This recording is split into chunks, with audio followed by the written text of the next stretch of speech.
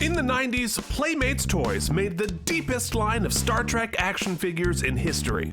My name's Keith, and I'm a collector working towards owning all 284. I've been a Trek fan for almost 35 years, and most people are sick of me talking about it. But somehow I've convinced my old friend Mike to review them with me on Look at My Star Trek Toys! What's up, everybody? Welcome back to Look at My Star Trek Toys. Today we have a very exciting episode. We're going to do a second custom display sort of playset episode. It's going to be super fun. There's a lot of really interesting and creative stuff we're going to look at today. Mike, how you doing? Doing great, man. I really thoroughly enjoyed our first displays episode. It's interesting to see how people all choose to show their goodies and sort of mind-boggling as to how creative some folks are. So I did my best not to peek too much at the picks this week. So I'm excited to jump in. How are you?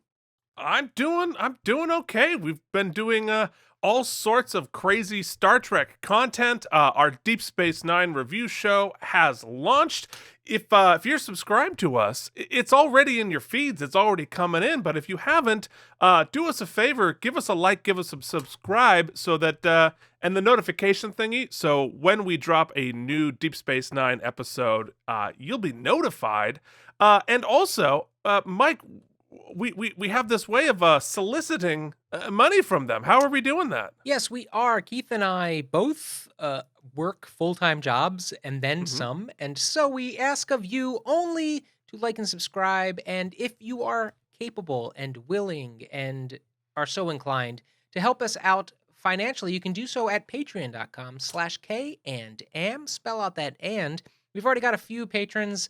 Hopefully we'll get some more, and you help offset some of the time, and you get some bonus goodies. You get to watch me watch the show. You get to check out some behind the scenes of our Out of Practice show, which is still going. And there's going to be some mailbag stuff. There's going to be some... and we're going to do bonus review episodes, watch-alongs. Lots of cool stuff coming. If you're so inclined, you can help us out. We'd appreciate it. And we'd like to take this opportunity to thank our earliest patrons, our founding patrons, Alan Zimmerman and Brian, no last name. The first patrons, we appreciate you. Who hopped on practically before we'd even told anybody about it. And we were also putting up the wrong link in all of our videos. We made it difficult. Truly, we made it so hard, and yet here we are. We appreciate it, and if you want to see your name, join them on there. So we'll probably wait till we get at least 5 before we make a whole graphic, but who knows? We'll see. But I tell you what we're gonna do now is we are going to show off our first. I guess it would be a diorama or playset. That we're going to get into a lot of detail because there's some fantastic images and photography here. And so this is done by Jack, who you can find at sci_fig_your_photography. It's right there on the screen on Instagram. And I mean, here's about just as easy a to view find of part of it. as our patron. As our Patreon. But he has built an entire Voyager bridge set plus custom by hand, populated with all the Voyager figures and some really cool customs. So it's hard to know even where to start, Mike, but take a look at the Voyager bridge there with all the levels and layers. It looks like it was done with layers of foam. So that's all custom. He built this. 100% custom, 100% built and painted by hand. Whoa. Yeah, whoa is right. Here's another shot. You've got Tuvok and his command center there. Look at Janeway's chair. Look at the level of details and layering of the different colors of foam and the cutout there to make that chair. That is better than the chair they pretty much had on set. And you can also see here in these photos why it's sci-figure photography, because this is some really excellent photography of these figures. Like even the consoles have like doodads and things bleeping and blooping. The bleeping and blooping. You've got the science stations in the back there. It's really, really cool. I actually found this that Jack tagged us at Star Trek Toys on Instagram in this, and I followed him immediately. Said we have to show this on the show. Yeah, that's rad. And so he says I took a little creative liberty and added some engineering inspired lifts to the side of the bridge. I wanted this to feel like a playset, so using magnets, these lifts actually work. We will show the lift coming up next, but of course it works. I mean, good Lord, the level of detail in this, and then just the sort of idea of scale is really cool. It's really cool, and I like that. It's not just an exact replica of the Voyager bridge. You know, the engineering. I'm pointing onto my screen, like you can see what I'm doing. But we don't have a camera behind me. But the engineering lifts behind Kim there is what he's talking about with the magnets being able to actually use the elevator. Oh, sweet. Up and down, which isn't a part of the bridge set. It's a bonus thing added to his set there. Now you're also. This isn't a custom figure episode, but you're looking at Janeway there, and we're like, hey, wait a minute, that's Janeway's season 5 through 7 hair, the iconic Janeway hair, and of course it's a custom as well. So Jack also does custom figures, and you can see that there's a 7 of 9 custom behind the Doctor there. Super cool. He said he had they're hard to get in the UK. The catsuit 7 of 9s. So using, the sort of ingenuity that only the people we feature on this show seem to have, it is like, oh, I just made one. I couldn't get one, so I just made one. I can't even make a sandwich. It's very impressive. Oh yeah, so wow. There's the lift. Rad. Yeah. So that actually you can take the figures up and down like that. I mean, that's how cool. Really cool.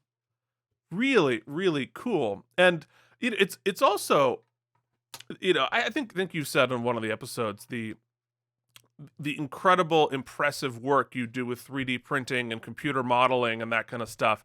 But there's also something really impressive about just the tactile build it by hand. Like literally by hand with I'm assuming an X-Acto knife and paint and the creativity, because if you look at the on the side of the lift there, if this were in the 90s, it'd be like a CD holder. It's like a paper holder incorporating into the design, or some sort of an organizer.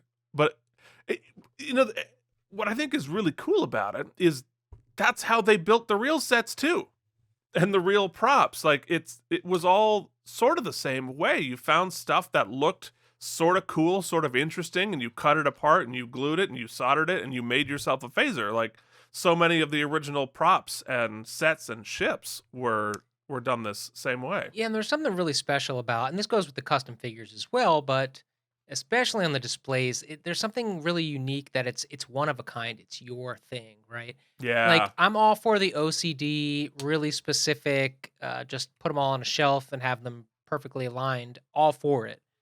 But because I'm not this type of creative, seeing the curated display that also tells a story, man, if I had the room for that, I'd want to hire somebody to come and like build me something like it, because it is really cool. Oh yeah, I mean the level of creativity that it takes, and just design acumen, right? Because you're basing this off of the original designs, but he's clearly expanded and grown and designed whole new elements that I bet they probably wish they could have done if they had the budget to pull that off. That's just that could be a publicity shot. That's how good that is. Yeah.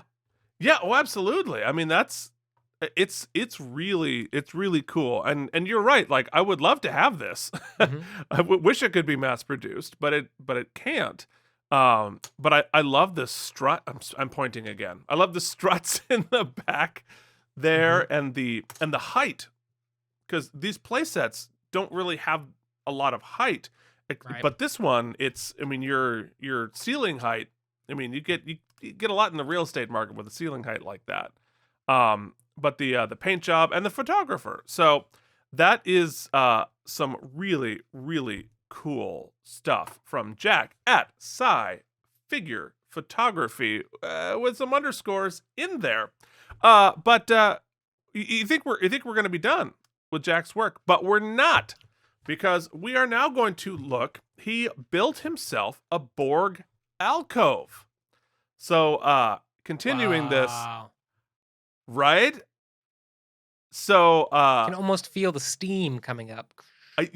Yeah, and like the floor grates are so cool. Yeah, I mean, I can hear the clanking that well, that Sean or Jim would have put as they walked on it. But like, look at the detail here. And again, this is how they built the thing too, because a lot of especially early on, the Borg ship was a miniature model. A lot of the they used some matte painting, but they also used miniatures to sort of build out the. Yeah, like it almost looks like we got like a bottle cap on the in the foreground left. Yeah. And we got some like mesh, almost looks like a drain from a sink. Uh-huh. Like cut up into there. Yep, and then I don't even know how the metal of the floor is done, and some like spring loaded. It's really, really cool. And all of it painted, and that door. I mean, this is and the shading and distressing. This is the type of stuff. I mean, this is pretty much like screen ready to use. Like this is basically just good to go. It's well, and I think those are the sort of bars on the back there are from model kits where you snap off the piece of the model and that's what's left over. Yeah, and this is actually a really interesting screenshot too, Keith, because for all the amazing content we get now on television and such, because CGI is so much cheaper and quicker to do, like on the left there, that's an awesome graphic, right? That's an awesome CGI graphic. But when you put it right up next to practical effect, which is exactly what Jack has done here, my heart always goes right back to the practical. Always. No, I mean, I always think, practical effects just look better, right? Just flat out, it just looks better. Whether it's practical stunts or practical ships, that kind of stuff. And it's much scarier, frankly. Like, because you don't want to make it even more scarier. What's that? If it was inhabited. Ooh, let's inhabit it. So so this is one of the Playmates Borg figures with, again, of course, customization. So he's clearly swapped out one of the hands, redone one of the legs, I think, and added some more tech to the front, which again, looks more screen realistic because, Playmates had to sort of like limit the amount of stuff they could build into it. And it's obviously built out. It's been repainted. So cool. Very cool. I mean, my chubby fingers just couldn't do that, but it's really cool. So we have here another console. Again, that's so cool. The paint, the coloring. The paint, the coloring, and it's, again, completely custom built. That's another bottle cap overturned on top of that. That paint job is extraordinary. And again, it has the depth. Like that little keypad, what the hell is that? I don't know. I don't know what it is. I whether it's a reuse of another keypad from something. Whatever it is cool as hell. And so we have the Playmates Borg Queen and then a custom Borg Queen. I think he might have said something about the Borg Queen. Let me see if I have information about that. Anyway, so the little Borg data node control panels is removable, which is so he couldn't get the original Borg Queen. So once again, if you can't get something, just build Just it your make it. damn self, which is okay, sure. I don't know how you do that, but you just did it. So, I mean, I love this. I love the photography too, because it really just adds a sense of depth and realism and the lighting, because with all that Borg specific, all the depth to it, it creates shadows and depth, and it's just very, very cool. That's what makes it feel real. That's what Really makes it feel awesome. real. So, anyway, so Kudos, Jack. Jack, that is extraordinary, extraordinary work. In that physical medium, I bet there are many people watching this who would love to have this on their shelf, but it's a one of a kind, and that makes it really, really special. So thank you so much for tagging us at Star Trek Toys on Instagram, so I became aware of this set, so then I could show it to all of you to appreciate. So give him a follow on the Instagram. Thank you so much for sharing that. So next up, what do I have next up? Oh, we have a display, a very cool display from Chris Lawrence, who sent me this. So this isn't a diorama. This is just displaying all of the figures and sets you have here, which is really it's really cool. It's really creative done. Looks like a hand built bookshelf specifically designed for the Playmates figures, which you have quite the collection up there, which I built. Speaking of, I'm just gonna talk about how old I am. I built my parents a bookshelf like that to hold their VHS cassettes once. I was so proud of myself. Well, what's neat here too is that he's kind of best of both worlds, right? So he's got this shelf to have the figures, but then he's leaves some room to display his boxed figures as well as his I guess he's got some ships. Wow, that's really kind of cool. And then the bigger ones on the far right. A remarkable collection of ships, including some pretty hard to get ones. You've got Voyager that I actually was at a toy store yesterday that had Voyager and a Defiant in box, neither of which I could afford, but I wanted them.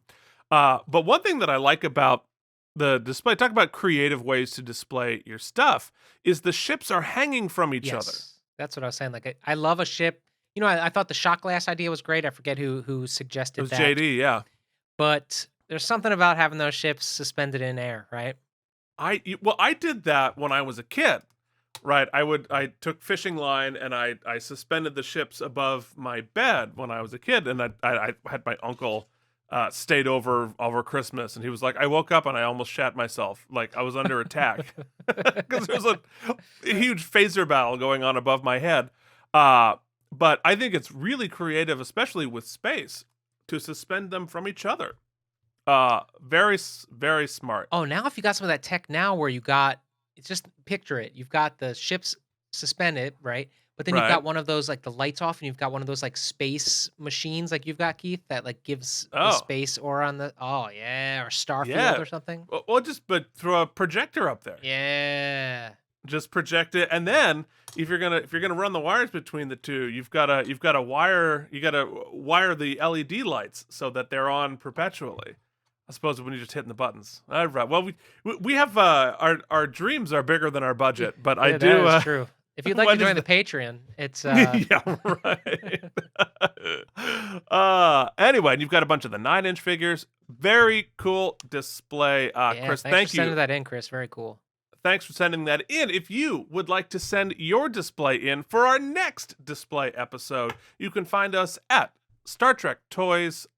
Look at my Star Trek Toys at gmail.com. That's look at my Star Trek Toys at gmail.com. And so it's funny you mentioned JD, because speaking of somebody who used look at my Star Trek Toys at gmail.com to show me a preview of what he is working on. Ooh, sneak peek. Which we're recording this on April 20th, 2022, on the 22nd, 2 days from now, which I think will be the day this launches. He is dropping a video on how he did what you're seeing in front of you here. So this is a Sickbay custom set built on the architecture of the engineering set from the Generations line, but repainted and re-customized. So check out the video on how we did it, including the final version, on the YouTubes. If I think of it, I'll put a link in the link below in the description. But this is the medical surgical lab in the next gen style. Modified the Generations engineering playset. So there's two here where he shows it without any of the accoutrement, but the rest of the pictures have the figures. Some of the customs I have made, as well as the beds and the rolling cart, were made by Triple Fiction Productions. The rest of the accessories you see are the regular ones from the figures that I painted to look way more realistic. So now you can see it in action. Adding the bed there is unbelievable, and it looks perfect. Mm-hmm. I mean, and it's telling a story, which is what I really dig. Well, and it's very playable, right? Yeah, because you really can get in there and play with all these things. It's crazy to think of all these modifications. The bed looks great. The tables look great. He says he's going to be printing new stickers to replace some of the obviously engineering design displays. Mike, were you upset by the obviously engineering stickers? Well, I mean, I wasn't going to say anything because we're trying to be. Says the buttons don't work currently. The electronics are still in it. I'm going to find someone to fix it. And change the soundboard to have medical sound effects instead of the engineering sound effects. Just above and beyond. Unbelievable. But he said that the examination table overhead thing has a light in it that works. Oh, that's cool. Yeah, I mean, it's really, really cool. And the fine work of Triple Fiction Productions, which JD actually gave me some of their work. It's extraordinary. It's really, really cool. And you see some more custom figures in here with the medical people working on it. It's cool, right? Yeah. And like even the screen there, it's like got a gel on it, or it's just so much intricate work being done. Yeah, well, and also to see the engineering set and be like, I can make a medical bay out of that looks so fundamentally different from the other set. It's not like, oh, well, that's obviously right. Oh, you just slapped a sticker on the Enterprise like that. It's a whole nother set, which I bet would look really good back to back. I mean, as you start building out, I mean, because what are you doing? You're slowly building the entire actual next gen set that you can put on a table, which I would definitely want. Yeah, sure. Yeah. How do you put a price tag on that? Although I'm sure JD could. I'm sure somebody could. But that is just really, really cool work, and there's a lot of cool custom figures in there if you're paying attention to the Andorian and such. But really fun, really cool storytelling opportunities in these sets. Mike, if you could have a Star Trek playset, what would it be? That's hard to say since you know what I want, Keith? Clearly now, since I'm really starting to invest my heart and soul into Deep Space Nine, Yeah. I'd probably start with maybe Quark's casino/bar that's kind of rocking and rolling and getting up to speed. Sometimes and maybe it would take up a whole desk, and maybe there's some table games up front, and in the back, maybe some nefarious deeds. I don't know. Perhaps a replicator that's on the fritz. I don't know. I got lots of thoughts. Well, I'm saving it, and I haven't showed you yet, but I have queued up for once you're more familiar with it. Someone I found online built the entire Deep Space Nine set as a custom diorama, like not just some of it, the entire Promenade, they've got Garrick's shop, they've got Quarks, they've got Ops, they've got Hollow Suites. It's really, they've even got Vic Fontaine's, which Mike knows nothing about. But from Greece? Yeah. Vic Fontaine's, yeah. So it's really, really, really cool. Anyway, so yeah, so that's the displays episode number 2. Keep them coming. There will be a number 3. There will definitely be a number 3. There was a million really cool custom figures in that we saw there too. You can find out more with the links we're putting in the show notes here on how to contact these incredible artists who have created these cool things. So lastly, I'll remind you again, if you want to join the Patreon, it's patreon.com/K&M. Till then, we're going to see you back here next week. Check out the Deep Space Nine show. We're finishing up the practice. It's been fun, Mike. Yes, it has. I threw it to Mike, and Mike had nothing to say. Like, subscribe, do all the things. But until then, Keith, we must say this has been. Look at my Star Trek toy!